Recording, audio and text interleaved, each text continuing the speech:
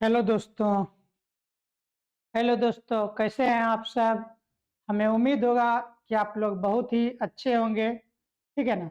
और हमें पूर्णतः विश्वास है कि आप लोग बहुत मन लगाकर पढ़ रहे होंगे, ठीक है ना। और एग्जाम के लिए बेशक तैयार रहिएगा। बोला जनतंत्र का जन्म, ठीक है ना। चैप्टर नंबर 6 काव्य खंड क्लास 10 का है, ठीक है ना। ये चैप्टर नंबर 6 है, ठीक। चलिए आइए काव्य खंड में। बोल रहे लेखक परिचय, क्या क्या पढ़े, लेखक परिचय ने। देखिए कुछ कुछ मिसिंग भी है, उसको एडजस्ट करते चले जाएंगे। बड़ा क्या लेखक, रामधारी लेखक कौन है। जनतंत्र का जन्म का लेखक कौन है। रामधारी सिंह दिनकर। कौन है। रामधारी सिंह दिनकर। जनतंत्र का नहीं, देखिए जन जनतंत्र मतलब हो गया पूरा जनता लोग। तो पूरा जनता का देख रेख कौन करता है। राम जी, ठीक है। राम से क्या हो गया, रामधारी सिंह दिनकर। क्या हो गया, जनतंत्र का पूरा जनता का देख रेख कौन करता है। राम भगवान, राम जी। तो राव से क्या हो गया, रामधारी सिंह दिनकर, ठीक है ना।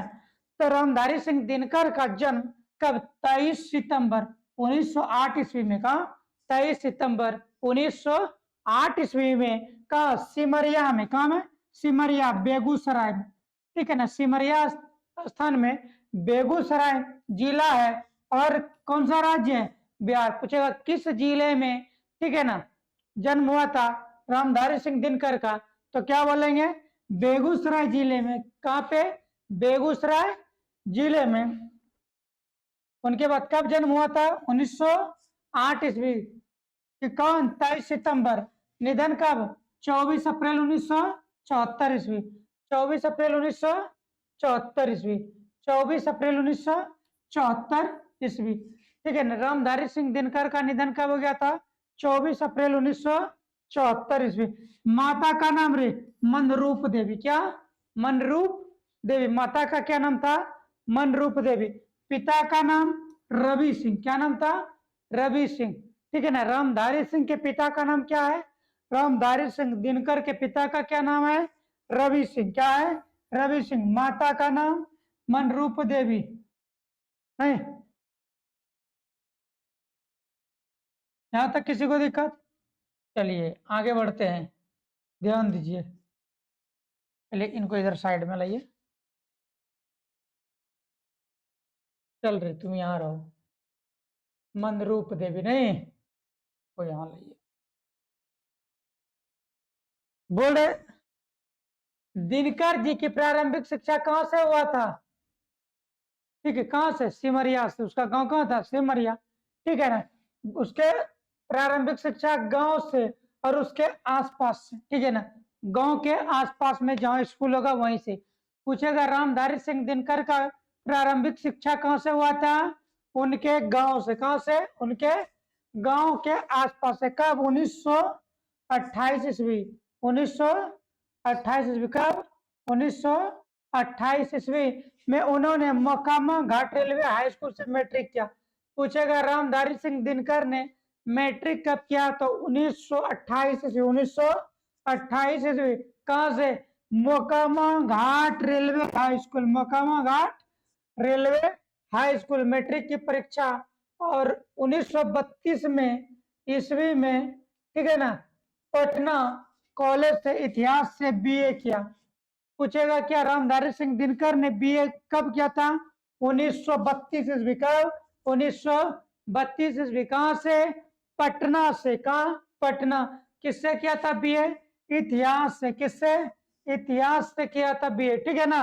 और ऑनर्स था वे क्या, एच स्कूल बरबीघा के प्रधानाध्यापक रहे थे। पूछेगा क्या रामधारी सिंह दिनकर किस स्कूल के प्रधानाध्यापक रहे थे, बरबीघा। बरबीघा जनसंपर्क विभाग में है। जनसंपर्क विभाग में क्या, सब रजिस्ट्री और सब डायरेक्टर बिहार विश्वविद्यालय में हिंदी के प्रोफेसर भी रहे हैं, ठीक है ना। और सबसे याद रखें, क्या भागलपुर विश्वविद्यालय में क्या कुलपति, क्या कुलपति रहे। कुलपति को बोलते हैं इंग्लिश में क्या, वीसी। क्या बोलते हैं, वीसी। तो पूछेगा क्या कि कहाँ के कुलपति रहे रामधारी सिंह दिनकर, किस विश्वविद्यालय के कुलपति रहे, क्या बोलेंगे भागलपुर विश्वविद्यालय के, भागलपुर विश्वविद्यालय के, किस विश्वविद्यालय के, भागलपुर विश्वविद्यालय के, ठीक है ना। क्या रहे उपकुलपति, क्या रहे उपकुलपति। दिनकर जी जितने बड़े कवि थे, दिनकर जी जितने बड़े कवि थे, ठीक है, बड़े जितना बड़ा कवि था दिनकर जी उतने बड़े क्या थे गद्यकार, जितना बड़ा था दिनकर जी कवि उतना बड़ा एक क्या था गद्यकार, ठीक है ना। उनकी भाषा कुछ छिपाती नहीं थी, सब कुछ उजागर कर देती थी। बड़ा वो ऐसा ना कभी नहीं लिखता था कि मतलब पढ़ने के साथ साथ थोड़ा समझने में वो पूरा एकदम क्या साफ सुथरा, मतलब क्या कुछ छुपाता नहीं था, सब क्या करता था, सब दिखने लगता था उनकी भाषा में, ठीक है ना। उनकी प्रमुख कृतियां, ठीक है ना, क्या क्या देखे, प्रणभंग, क्या है प्रणभंग, रेणुका, हुंकार, रसवंती, कुरुक्षेत्र, रसीम रथी, ठीक है ना, नील कुसुम, क्या नील कुसुम, उर्वशी, ठीक है ना, क्या उर्वशी, परशुराम की प्रतीक्षा, हारे का हरिनाम। पूछेगा हारे का हरिनाम किसका रचना है, तो क्या बोलेंगे रामधारी सिंह दिनकर। हारे का हरिनाम किसका रचना है, रामधारी सिंह दिनकर। आदि एवं, चलिए आगे देखिए, किसी को यहां तक दिक्कत नहीं। उर्वशी, परशुराम की प्रतीक्षा, हारे का हरिनाम, आदि एवं का मिट्टी की और अर्धनारीश्वर। पूछेगा ये किसकी रचना है, तो क्या बोलेंगे रामधारी सिंह दिनकर के। संस्कृत के 4 अध्याय बीवीआई है, ठीक है, संस्कृत के 4 अध्याय, काव्य की भूमिका, ठीक है ना। आप देखिए काव्य की वट पीपल, शुद्ध कविता की खोज, दिनकर की डायरी, गद्य कृतियां। दिनकर जी को संस्कृत के 4 अध्याय पर साहित्य अकादमी अकादमी पुरस्कार मिला है, ठीक है ना। बोलेगा क्या संस्कृत के 4 अध्याय पर कौन सा पुरस्कार मिला है, साहित्य अकादमी पुरस्कार मिला है रामधारी सिंह दिनकर के को संस्कृत के 4 अध्याय पर कौन सा पुरस्कार मिला है, साहित्य अकादमी, साहित्य अकादमी, साहित्य अकादमी, ठीक है ना। अब आगे देखते हैं, उर्वशी पर ज्ञानपीठ पुरस्कार मिला है, ठीक है ना। ज्ञान जैसे हुआ पीठ पर तो क्या हो गया उड़ गया, क्या हो गया उड़ गया। तो उर्वशी पर कौन सा पुरस्कार मिला है, ज्ञानपीठ पुरस्कार। कौन पुरस्कार मिला है, ज्ञानपीठ पुरस्कार, ठीक है ना। ज्ञान जैसे वह लोगों को क्या करने शुरू कर दिया, उड़ाना शुरू कर दिया, ठीक है ना। तो ज्ञानपीठ पुरस्कार मिला है, उर्वशी पे कौन सा पुरस्कार मिला है, ज्ञानपीठ पुरस्कार, ठीक है ना। उन्हें भारत सरकार की ओर से पद्म विभूषण से भी नवाजा गया है, ठीक है ना। पद्म विभूषण भी मिला भारत सरकार की ओर से, सम्मानित किया कहा संसद में बुलाकर क्या गया था, वे राज्यसभा के सांसद भी रहे हैं। बोला राज्यसभा का क्या है, सांसद भी रहे हैं। दिनकर जी उत्तर छायावाद के प्रमुख कवि है। पूछेगा दिनकर जी किसके प्रमुख कवि है, उत्तर छायावाद, किसके है, उत्तर छायावाद के प्रमुख कवि है। वे भारत तेंदु युग के समय के, किस समय के, भारत तेंदु युग के समय के, भारत तेंदु युग के समय के। चलिए अब आगे बढ़ते हैं, एक सेकेंड,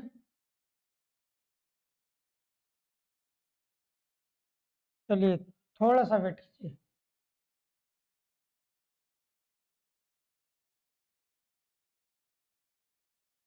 बस आ ही रहा है, हाँ चलिए आते हैं एकदम।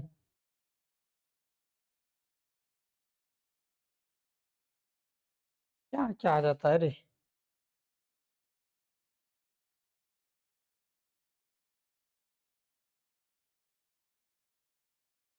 चलिए ध्यान दीजिए।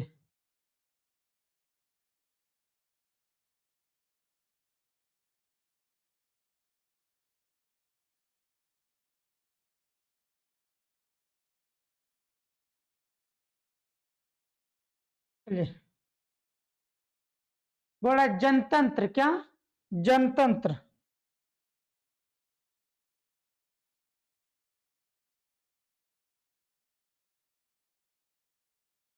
क्या जनतंत्र का जन्म, क्या जनतंत्र का जन्म नहीं।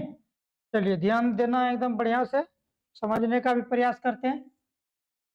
जनतंत्र का जन्म, जनतंत्र का जन्म का मतलब क्या था, कब से जनता के हिसाब से, ठीक है ना, और भी चीजें चलने लगा है, ये उनके हिसाब से मनोदशा अब दिखने लगा है, ठीक है ना।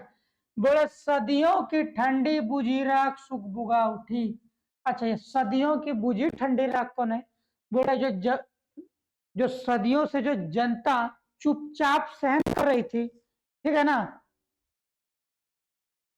जो सदियों से ठंडी बुझी राख सुगबुगा उठी, मिट्टी सोने का ताजपन इठलाती है, दोहरा समय के रथ का घाघर नाद सुनो, सिंहासन खाली करो कि जनता आती है। बड़ा सदियों से ठंडी बुझी राख सुगबुगा उठी, बहुत दिनों से जो गुलामी की जंजीरों में, ठीक है, हमारे भारत का जनता चुपचाप नतमस्तक होके वो अपना पीड़ा और वेदना को सह रहा था, ठीक है ना, क्या कर रहा था, सह रहा था। उसने क्या कर दिया, अब धीरे धीरे क्या कर दिया, अपनी ताकत को जनता क्या करे, दिखाना शुरू कर दिया, जगना शुरू कर दिया।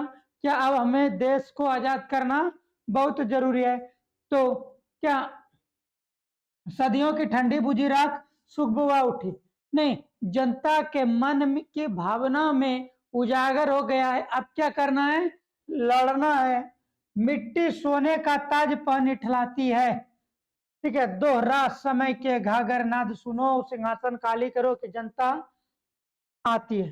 बोल रहा है अब ना सिंहासन खाली करो, क्या करो, सिंहासन का मतलब क्या, अब अंग्रेज को बोल रहा है क्या आप यहां से अब तुम खाली करो, क्यों, भारत का जनता अब जग चुका है, भारत का जनता अब जग चुका है। मिट्टी सोने का ताज पहन उठाते हैं, जो जिनका अभी तक नतमस्तक होकर चुपचाप सहन कर रहा है, अब वो जग गया है अपने धर्म और अपने देश के प्रति और अपने संस्कृति के प्रति। अब अंग्रेज को बोल रहे हैं तुम यहां से जाओ, ठीक है ना, क्योंकि जनता भारत का क्या हो गया है, जग चुका है। तो प्रस्तुत पंक्ति में राष्ट्र कवि रामधारी सिंह दिनकर, रामधारी सिंह दिनकर को राष्ट्र कवि भी कहा जाता है, ठीक है ना, दिनकर।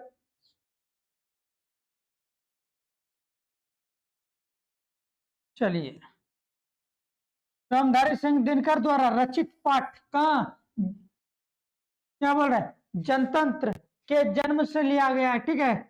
इन पंक्तियों के द्वारा कवि दिनकर ने कहा है कि सदियों की ठंडी बुझी राख सुगबुगा उठी दिखाई पड़ रही है, अर्थात क्या क्रांति का चिंगारी भड़क उठी है, मिट्टी यानी जनता सोने की ताजपन क्या पहनने के लिए व्याकुल है। सोने के मतलब क्या, जनता अब ना आजादी चाहता है, इसलिए बोल रहा है क्या कि मिट्टी सोने की ताज पहनने के लिए इठलाती है। मतलब जनता जो चुपचाप सहन कर रही थी गुलामों का, ठीक है ना, अंग्रेजों का शोषण जो उसके ऊपर हो रहा था, वो चुपचाप सहन कर रहा था नतमस्तक होके। अब वो क्या चाह रहा है, आजादी, क्या चाह रहा है, आजादी। और उनमें एक दुश्मन के खिलाफ विकार उत्पन्न हो गया है कि अब हमें क्या चाहिए, आजादी चाहिए। राह छोड़ो समय साक्षी है, जनता के रथ के पहिए की घाघर आवाज सुनाई दे रही है, सिंहासन खाली करो कि जनता आ रही। बोले जनता अब जग चुकी है, अंग्रेजों तुम यहां से चले जाओ, क्योंकि ये समय साक्षी है कि जब जब जनता जागेगा तब तब विदेशियों को क्या करना पड़ेगा, भागना पड़ेगा अंग्रेजों को। इसीलिए बोल रहे क्या, अब सिंहासन खाली करो कि जनता आती है।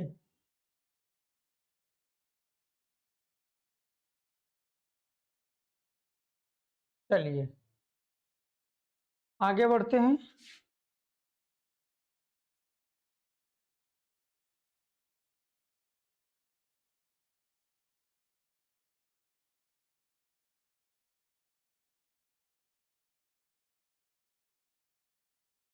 ध्यान से देखिए, बोला जनता हाँ मिट्टी की अबोध मूर्त। नहीं, अबोध मूर्त का मतलब अबोध मीन्स क्या, जिस बच्चे को कुछ भी ज्ञान नहीं हो, भोला भाला, जिसको दूध उजला दूध है बोलेंगे बोलो बाबू ये काला दूध है, बच्चा वो बोल देगा काला दूध। ठीक है, जिसे सही गलत का पहचान नहीं है, जिसे सही गलत का पहचान नहीं है, ठीक है ना। बोले जनता हाँ वही मिट्टी अबोध मूर्त है।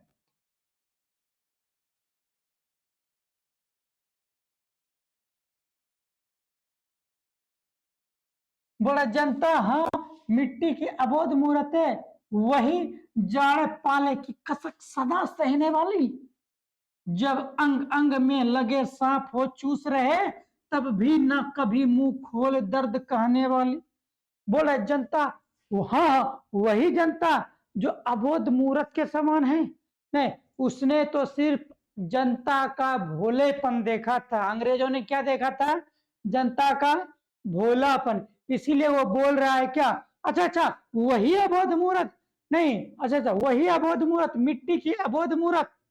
मिट्टी के अबोध मूर्त का मतलब क्या, उसको जैसे करो, मान लो कच्चा मिट्टी का बना दिया आदमी और मुंडी उसका टेढ़ा कर दिया, ऐसे रह गया, फिर इधर से करके ऐसे कर दिया, मिट्टी की अबोध मूर्त, जनता वही मिट्टी की अबोध मूर्त। बोल रहा है अबोध मूर्त का मतलब था वही जनता जिस पर कितना भी जुल्म ढा लेते थे चुपचाप सहन कर लेती, वही जनता क्या जाड़े पाले की कसक सदा सहने वाली। बोल रहे क्या, उस पर कितना भी अत्याचार दुराचार, जो जाड़े में भी नहीं खाली बदन पड़े हुए हैं, ठीक है ना, जाड़े पाले की कसक, ठंडी में भी निर्वस्त्र होकर एक कपड़ा ओढ़कर बाहर कहीं गाछ के नीचे कहीं रोड पर, ठीक है ना, कहीं झोपड़ी में चुपचाप ठंडी को हर दुख तकलीफ को चुपचाप सह लेती है, वही जनता सदा जाड़े पाले की कसक सदा सहने वाली, जब अंग अंग में लगे सांप हो चूस रहे। बोला जनता का इतना शोषण करते थे, ठीक है, जैसे सांप चूसता था, हजारों हजार हजारों सांप जैसे किसी का खून चूसता था, उसी तरह अंग्रेज क्या करता था हम लोगों का शोषण करता था, क्या करता था शोषण। बोले वही जनता मिट्टी की अबोध मूर्त है, ठीक है ना, जो जाड़े पाले की कसक सदा सहने वाली।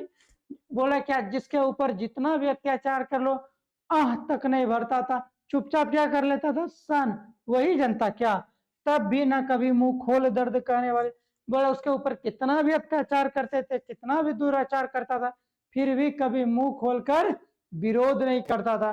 जैसे धरती माता सब कुछ सहन कर लेती थी, उसी तरह हमारे भारत की जनता ने गुलामी के समय चुपचाप बहुत सारी शोषण उनके साथ हुआ, चुपचाप सहते चला गया। चलिए आगे देखते हैं। नहीं, बड़ा प्रस्तुत पंक्ति राष्ट्र कवि रामधारी सिंह दिनकर द्वारा, किसके द्वारा, रामधारी सिंह दिनकर के द्वारा रचित पाठ जनतंत्र के जन्म से लिया गया है। इन पंक्तियों के द्वारा दिनकर ने कहा है कि जनता सचमुच मिट्टी की अबोध मूर्तें हैं। नहीं, रामधारी सिंह दिनकर कवि जी कह रहे हैं सचमुच जनता मिट्टी की अबोध मूर्तें हैं, जनता सचमुच मिट्टी की अबोध मूर्तें, वह जाड़े की रात में जाड़ा पाला की कसक रुक रुक कर होने वाली पीड़ा को हमेशा सत्य। बोल रहा है कि जाड़े के रात में जो कनकनाहट, भूखे प्यासे निर्वस्त्र होकर कपड़ा आधा शरीर पहनकर चुपचाप सहने वाली, ठीक है ना, कसक पीड़ा सहने वाली, वो थोड़ा भी आह नहीं करती है, ठंडी से शरीर ऐसा कपकपाता है, लगता है कि शरीर में हजारों सांप डस रहे हैं। बोल रहे क्या, बिना कपड़े का ठंडी काट रहा है जनता भारत का, ठीक है, और इतना कपकपा रहा है ठंडे के वजह से, लग रहा है कि हजारों सांप उसको क्या कर रहा है, काट रहा है, खून चूस रहा है, ठीक है ना, ठंड कपकपाता है कि लगता है शरीर में हजारों सांप डस रहे, इतना पीड़ा और दुख के बावजूद भी वह दुख किसी से नहीं कहती थी, कहती है जनता हाँ हाँ लंबी लंबी बड़ी जी की वही कसम, जनता यहाँ कुछ लगता है गड़बड़ है, ठीक है, देखिएगा तो। जनता सचमुच ही बड़ी वेदना सहती है। बोल रहा है जनता सच में बहुत वेदना सहती है, ठीक है ना। तो ठीक, मगर आखिर इस पर जनमत क्या है? प्रश्न प्रश्न गुण जनता इस पर क्या कहती है? बोल रहा है जनता वही सब बड़ी जीभ वाली, मतलब बड़ी दयालु, ठीक है ना, जिसके ऊपर अत्याचार करो फिर भी क्या कर रहा है? आपके ऊपर भरोसा कर रहा है, फिर उसके साथ विश्वासघात करो फिर आपके ऊपर भरोसा करेगा। वही जनता बड़ी जीभ वाली। जनता सचमुच ही बड़ी वेदना सहती है। बोल रहे जनता सचमुच ही बहुत वेदना सहती है, ठीक है। सो ठीक, मगर आखिर इस पर जनमत क्या? प्रश्न गुण जनता इस पर क्या कहती है, ठीक है। प्रस्तुत पंक्ति राष्ट्र कवि रामधारी सिंह दिनकर द्वारा रचित पाठ जनतंत्र के जन्म से लिया गया। इन पंक्तियों के द्वारा कवि दिनकर ने कहा है कि जनता सचमुच असहाय वेदना को सह कर जीती है। बोले जनता वास्तव में, हकीकत में, ठीक है, बहुत वेदना दुख तकलीफ को सह कर क्या करता है? जीते हैं। फिर भी जीवन में उफ तक नहीं करते, किसी से अपना तकलीफ भी नहीं बताते हैं, ठीक है। कवि शपथ लेकर कहता है कि लंबी चौड़ी जी बात पर विश्वास किया जाए, जनता सचमुच बहुत ही पीड़ा सहती है। कवि कहता है कि जनमत का सही सही अर्थ क्या है? कवि इस प्रश्न का उत्तर जनता चाहता है। यह प्रश्न बहुत ही क्या गंभीर है। चलिए आगे बढ़ते हैं।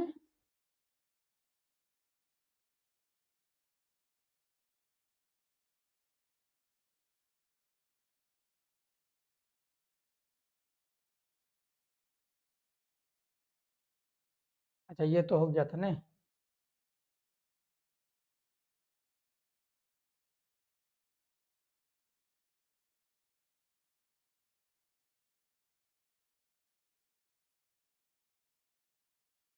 चलिए ध्यान दीजिए।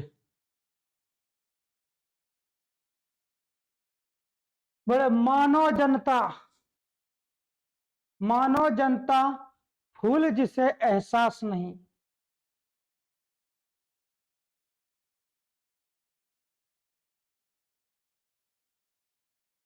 ठीक है, मानो जनता, एक मिनट रुकिए।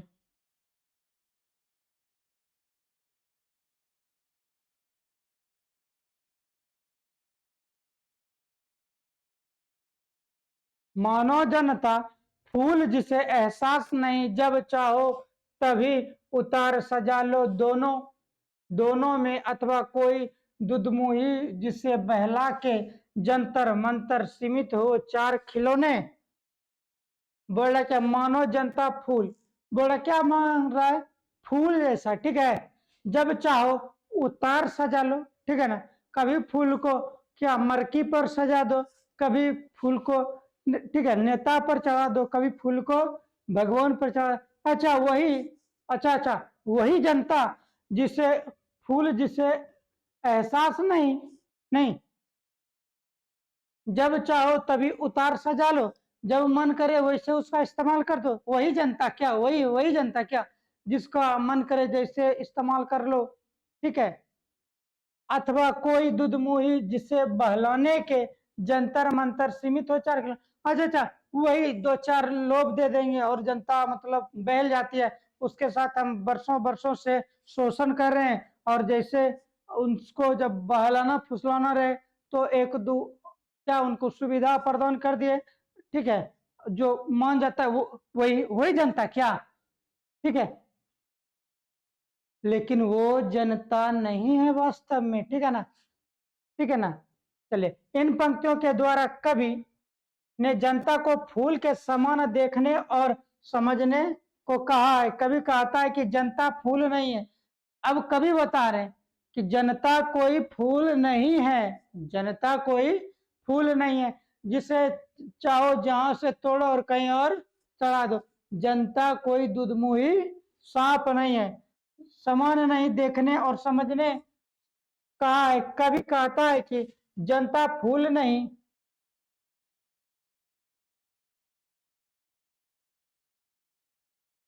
जनता फूल नहीं है, कि इसे जब चाहो तब सजा लो, ये कोई दुधमुही बच्ची नहीं। बोला क्या कोई दुधमुही बच्ची नहीं है क्या, इसको चूसनी धरा दो या दो चार खिलौना धरा दो, ये फूसल जाएगा। अगर इसको वास्तव में जीतना है तो आपको इनकी सेवा करके ही आप इनको जीत सकते हैं।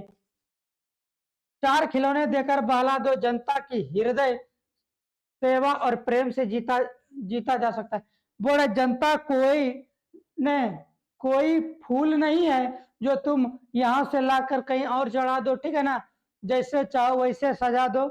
जनता वो फूल नहीं है, जनता दुधमुही बच्ची नहीं है जिसे चार खिलौना, ठीक है ना, चार खिलौना देके फुसला दो, ठीक है। अगर जनता का वास्तव में दिल जीतना है तो उससे प्रेम और उनका सेवा करके ही जीत सकते। कभी ऐसा उनके बारे में बोल रहे हैं। बोले लेकिन होता भूडोल बवंडर, बोल रहा है जनता जब आक्रोश भरता है ना तो भूडोल बवंडर हो जाता है, ठीक है ना। कितना भी बड़ा साम्राज्य हो उसका नष्ट होना निश्चित होता है। जनता तब कोपाकुल हो भ्रिकुटी चढ़ाती है। बोल रहा है जब जनता अपने आन पर, अपने गुस्से पर, अपने क्रोध से भर जाता है, ठीक है ना, कोपाकुल हो जाता है, मतलब अंग्रेजों की खटिया खड़ी हो जाती है। दोहरा समय के रथ घाघर नाद सुनो, सिंहासन खाली करो कि जनता आते। बोल रहे अब ना सिंहासन खाली करो, तुम भारत से निकल जाओ जैसे तैसे करके। जनता जग चुकी है, जनता भारत का क्या हो गया है, जग चुका है, ठीक है ना। ये घाघर नाद सुनो, सिंहासन खाली करो कि जनता खाली करो। सिंहासन खाली का मतलब क्या, तुम भारत से यहाँ से निकल जाओ। किनको बोल रहा है, अंग्रेजों को। जनता जग चुका है, ये भारत यहाँ के लोगों का है, यहाँ के मूल निवासियों का है। बोला इन पंक्तियों के द्वारा कवि कहता है कि जनता के पास अपार शक्तियां हैं। जनता के पास क्या है, अपार शक्तियां है होती है। जनता जब हुंकार भरती है तो भूकंप आ जाता है, बवंडर खड़ा हो जाता है, बवंडर खड़ा हो जाता है। जनता के हुंकार से सामने की कोई नहीं टिक पाता। जब जनता क्रुद्ध होता है तो उसके सामने कोई दुनिया की दूसरी ताकत नहीं टिक सकता है। जनता की राह को कोई रोक नहीं सकता है। सुनो जनता रथ पर सवार होकर आ रही है, उसकी राह को छोड़ दो। जनता फैसला करके, ठीक है ना, आ रहे हैं। आप क्या कर दीजिए, भारत को खाली करके निकल जाओ अंग्रेजों, नहीं तो क्या जनता जग चुका है, नहीं तो भूडोल बवंडर होगा, सर धर से अलग हो जाएगा। सिंहासन खाली करो क्योंकि जनता आती है। बड़ा अब जनता आ रही है, सिंहासन खाली करो। चलिए आगे बढ़ते हैं। हुंकारों से महलों की नींव उखड़ उखड़ जाती है। क्या हो रहा है, जब जनता, जब भारत की जनता जब हुंकार भरता है ना तो क्या हो जाता है, महलों की नींव उखड़ जाता है। क्या हो जाता है, महलों की नींव उखड़ जाता है। नींव का मतलब क्या, जड़, ठीक है ना, जड़ से महल उखड़ जाना, मतलब अंग्रेजों को जड़ से मिटा देना। जब जनता को क्रुद्ध और व्याकुल गुस्सा में जब आएगा ना तो अंग्रेजों को जड़ से मिटा के रख देगा, ठीक है। जब हुंकारों से महलों की नींव उखड़ जाती है, सांसों के बल से ताज हवा में उड़ जाते हैं। बोल रहे जब वो क्रोध से सांस भरेंगे ना तो जितने इनके पट्टी है, ठीक है ना, बने बनाए कानून है, ठीक है ना, मोह माया सब क्या हो जाएंगे, उखड़ जाएंगे। सांसों के बल से ताज हवा में उड़ जाएंगे, इनका वैल्यू खत्म हो जाएगा। वह जिधर चाहती काल उधर ही मुड़ता है। बोला जनता जिधर चाहता है समय उधर ही चलता है। बोला हुंकारों से, जब जनता हुंकार भरती है, ठीक है ना, हुंकार भरती है तो सांस क्या हो जाता है, महलों का नींव उखड़ जाता है, सांसों के बल ताज हवा में उड़ जाता है, ठीक है ना। अब क्या, वह जिधर चाहती काल उधर ही मुड़ती है। जनता के हिसाब से समय को मुड़ना पड़ता है।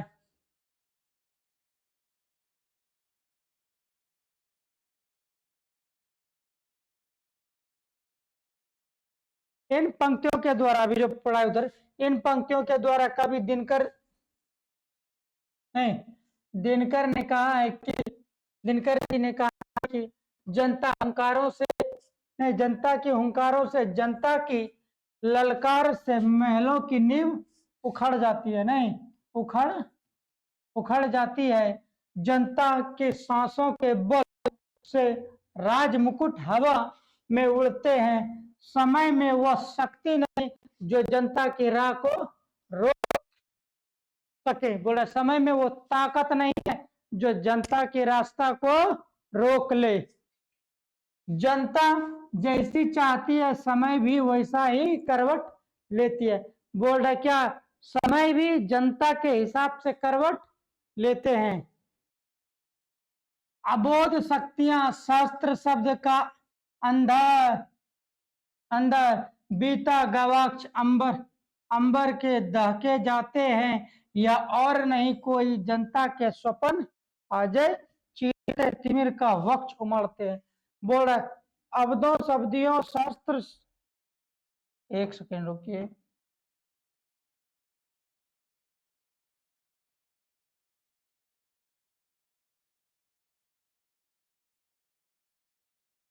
चलिए। बोल रहा अबदों शताब्दियों शस्त्र शब्द का अंधार बीता गवाक्ष अंबर के दहके जाते हैं, और यह और नहीं कोई जनता के स्वप्न अजय चीरते तिमिर, क्या तिमिर का वक्ष उमड़ते जाते हैं। बोला इन पंक्तियों के द्वारा कवि दिनकर ने कहा है कि वर्षों, सैकड़ों वर्ष, हजारों वर्ष का अंधकारमय समय बीत गया है। यह जनता के स्वप्न है अंधकार को चीरते हुए धरा पर उतरना। कभी बता रहे हैं कौन, कभी रामधारी सिंह दिनकर, हम जो वर्षों वर्षों से गुलाम है ना, अब ये अंधकारमय नहीं रहेगा, ठीक है ना। इससे लड़ के क्या करना पड़ेगा, एक सुबह का किरण, आजादी का किरण लाना है।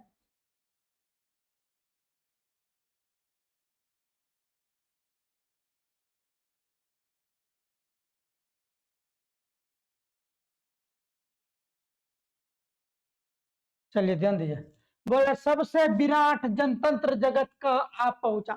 सबसे विराट मीन्स होता है विशाल, विराट मीन्स क्या होता है विशाल, विराट मीन्स क्या होता है विशाल, ठीक है ना। सबसे विराट जनतंत्र जगत आ पहुंचा। बोले जितना बड़ा विशाल क्या जनतंत्र, मतलब लोगों का तंत्र, जनतंत्र मीन्स क्या, लोगों का तंत्र, कहाँ आ पहुंचा है, ठीक है ना, जनतंत्र आ पहुंचा है। अरे भाई क्या हो गया,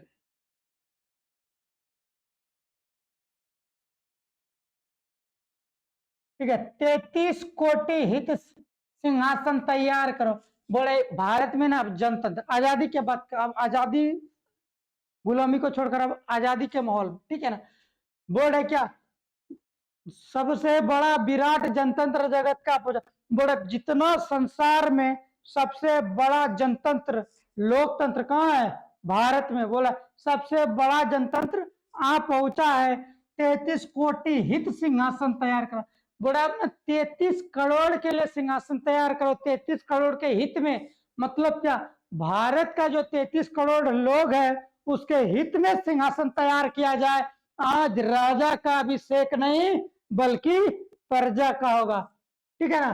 सिंहासन तैयार करो, अभिषेक आज राजा का नहीं प्रजा का है, अभिषेक आज राजा का नहीं। यहाँ जो गुलाम हम पर करके शोषण कर करके राजा बन के हम लोग का क्या कर रहा था, शोषण कर रहा था, अब उसका अभिषेक नहीं होगा, उसका राजपाट नहीं चलेगा, अब भारत के भूमि के जनता का राज्य चलेगा, ठीक है। 33 कोटि जनता के सिर पर मुकुट धरो, ठीक है, मुकुट धरो। इन पंक्तियों के द्वारा कवि कहता है क्या, भारत में लोकतंत्र का उदय हो रहा है, भारत स्वाधीनता हो चुका है, यहाँ लोकतंत्र का स्थान हो रही है। 33 करोड़ जनता की हित की बात है, 33 करोड़ सिंहासन तैयार करो, क्योंकि अभिषेक राजा का नहीं बल्कि जनता का होने वाला है। आज का शुभ दिन 33 करोड़ जनता के सिर पर मुकुट रखने का उनके लिए आज शुभ दिन है। बोल रहा है आज 33 करोड़ मुकुट, मतलब क्या? 33 करोड़ जनता के हित का बात हो रहा है। 33 करोड़ जनता आजादी से जिएगा, ठीक है, उन्हीं के हित का बात होगा। रिकुट। चलिए आगे बढ़ते हैं।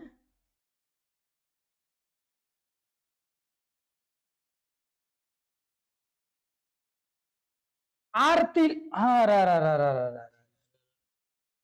आरती लिए तुम किसे ढूंढता है मूर्ख? किसको बोल रहा है? जो मंदिर गिरजा मस्जिद में अल्लाह हु अकबर करने जाता है ना, उसको बोल रहा है। नहीं, खाएगा दिन भर खस्सी और रात में अल्लाह अल्लाह करेगा। इन सबको बोल रहा है जो व्यक्ति, ठीक है ना, फालतू का अपने हृदय में भगवान को ना मानकर इधर उधर जा रहे, भटक रहे हैं। बोला आरती लिए तुम किसे ढूंढता है मूर्ख? मूर्ख, मंदिरों राज प्रसादों में तहखानों में देवता नहीं, सड़कों पर गिट्टी तोड़ रहे। अच्छा, ये कभी जो बता रहे ना, ये वास्तविक देवता को बता रहे, जो किसान ने धूप में, बरसात में, ठीक है ना, ठंडी में, कपाकुल में, हर परिस्थिति से लड़कर अनाज उपजाकर भारतवासियों को खाने के योग्य बनाते हैं, उसे जीने योग्य बनाते हैं, उस जनता की बात कर रहा है। बोले भगवान तुम कहाँ ढूंढ रहा है? मंदिर मस्जिद गिरजा में, तहखानों में, ठीक है ना, मैखानों में। भगवान तो मिलेंगे कहाँ? रोड, कहीं सड़कों पर गिट्टी तोड़ते हुए, खेतों में कुदाल पारते हुए, ठीक है, हल चलाते हुए। देवता मिलेंगे खेतों खलिहानों में। बोल रहा है क्या देवता कहाँ मिलेंगे? खेतों और खलिहानों में।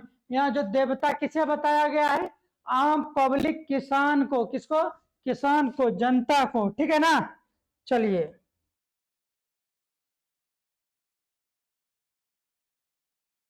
चलिए आगे आइए, देखते हैं। ओए क्या है? आर्तुनिका है। प्रस्तुत पंक्ति, इसी प्रकार का दिक्कत। प्रस्तुत पंक्ति राष्ट्रकवि कौन? रामधारी सिंह दिनकर द्वारा रचित पाठ जनतंत्र के जन्म से लिया है। इन पंक्तियों के द्वारा कवि का कहना है कि हम आरती लेकर मुख बनकर मूर्ख, ठीक है ना, मूर्ख बनकर किसे ढूंढ रहे हैं? मंदिरों राजमहलों तहखानों में देवता नहीं मिलेंगे। बोले मंदिर मस्जिद गिरजाघर में देवता नहीं मिलेंगे। वास्तविक देवता जो किसान खेतों में, खलिहानों में, रोडों पर जो काम कर रहे हैं, वो वास्तविक देवता। वास्तविक देवता सड़कों पर गिट्टी तोड़ने वाला मजदूर है, खेतों खलिहानों में काम करने वाला किसान है। अर्थात कवि ने जनता का वास्तविक देवता बताया है, ठीक है ना। फावड़े और हल राजदंड बनने को है। ये क्या है? क्या है? दशरथा सोने से श्रृंगार सजाती, दो राह समय के रथ का घाघर नाद सुनो, सिंहासन खाली करो कि जनता आती है। बोले राजदंड, फावड़ा, कुदाल, हल, इसको क्या देना चाहिए? राजदंड, ठीक है।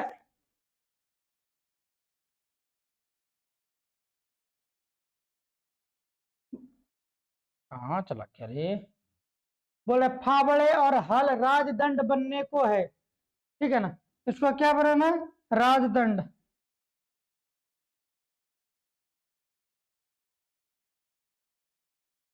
अचरता सोने में श्रृंगार सजाती, दोहरा समय के रथ का घाघर नाद सुनो, सिंहासन खाली करो कि जनता आती है। बोले क्या? इन पंक्तियों के द्वारा दिनकर जी ने कहा है कि लोकतंत्र में जनता ही सर्वोपरि होता है। बोले लोकतंत्र में सर्वोपरि कौन होता है? जनता। कौन होता है? जनता। लोकतंत्र का राजदंड कोई राजपत्र या कोई हथियार नहीं, औजार नहीं होता है लोकतंत्र का मूल राजतंत्र जनता का हल और कुदाल है। बोला क्या लोकतंत्र का सबसे मूल तंत्र या हथियार की कोई और हथियार नहीं, क्या होना चाहिए? कुदाल और हल। कुदाल और हल, इसी से वह धरती से सोना उगाता है धरती की घुसरता का श्रृंगार आज सोने से सजा हुआ है। बोला इसी कुदाल से ना धरती को सजाते, खेतों खलिहानों को क्या करते हैं, उसमें कुदाल पार पार के फसल को क्या करते हैं, अच्छे से सींच कर रुक जाते हैं, खेतों को सुंदर बनाते हैं। इसी से वह धरती से सोना उगाता है। धरती की घुसता का श्रृंगार आज सोने से सजा हुआ है, अर्थात धूल ही स्वर्ण है। एक बोल रहा है क्या, धूल ही क्या है, सोना बता रहे स्वर्ण, ठीक है ना। शीघ्रता दो सिंहासन, शीघ्रता से खाली करो, जनता स्वयं आ रही है, ठीक है। चलिए आगे बढ़ते हैं।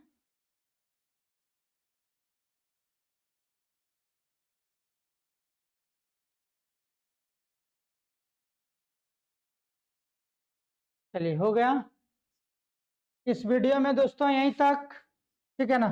आप देखते हैं, शायद हमको लगता है इसका क्वेश्चन